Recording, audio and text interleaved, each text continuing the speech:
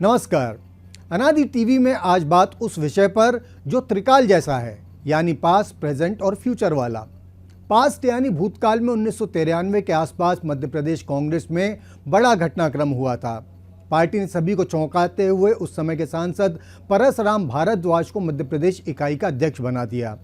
भारद्वाज महाशय को कांग्रेस की अंदरूनी राजनीति में शुक्ल बंधुओं यानी श्यामाचरण और विद्याचरण शुक्ल का वैसा ही भक्त माना जाता था जैसी भक्ति त्रेता युग में भगवान राम के वनवास के बाद भरत ने दिखाई थी।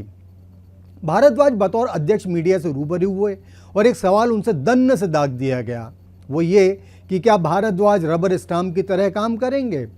भारद्वाज ने जितनी ताकत से इसका जवाब नहीं में दिया, उतनी ही ताकत के साथ वो शुक्ल बंधुओं के लिए निष्ठावान भी बने रहे। लेकिन रबर स्टाम्प वाली छाप से भी खुद को बचाने में वो काफ़ी सफल दिखे।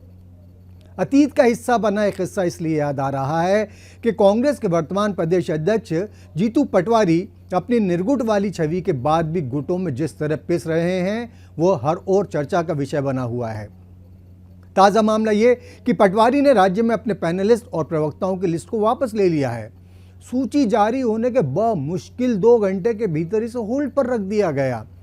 यह अपनी तरह का पहला मामला नहीं है।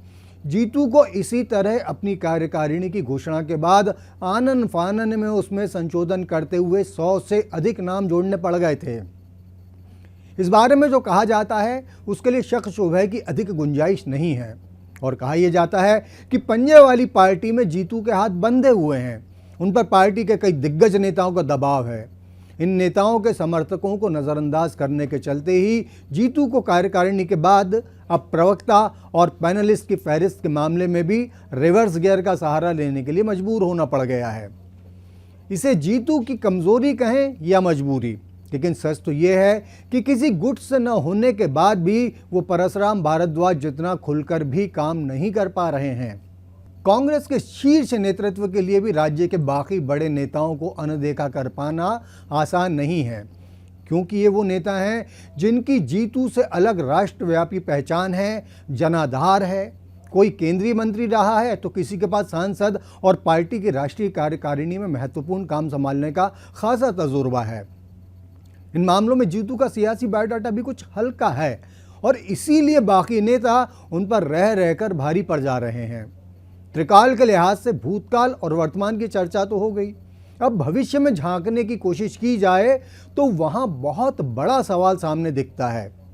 वो ये कि जीतू इन हालात में खुलकर कभी काम कर सकेंगे या नहीं, क्योंकि पार्टी से जुड़े खुद के 2 बड़े फैसलों से तुरंत फुरत वाले अंदाज में फासला बनाना दिखा रहा है कि जीतू भले ही रबर स्टाम्प ना हो, लेकिन रबर की तरह लचीला रुख दिखाना उनके लिए रह रहकर अनिवार्य होता जा रहा है।